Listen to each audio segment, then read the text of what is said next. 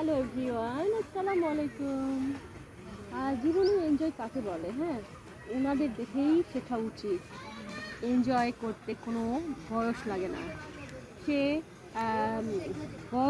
বয়স্ক একজন ব্যক্তি, আমাদের দাদিদের বয়সে তারা এনজয় করতেছে। দেখো ওই যে ইয়াতে রাইডে চড়েছে, উঁচুতে রাইডে। আমি চড়তে ভয় পাই। দেখো কত বয়স হয়ে গেছে, তারপরেও কিন্তু কি সুন্দরভাবে রাইডে চড়ে ঘুরে বেড়াচ্ছে। আর আমি লেকের পাড়ে বসে আছি। আর গাইস, আমাকে শাড়িটা কেমন দেখাচ্ছে?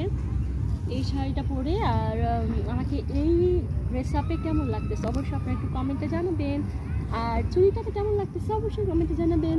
সিধা করো, দেখা যাচ্ছে না। এই যে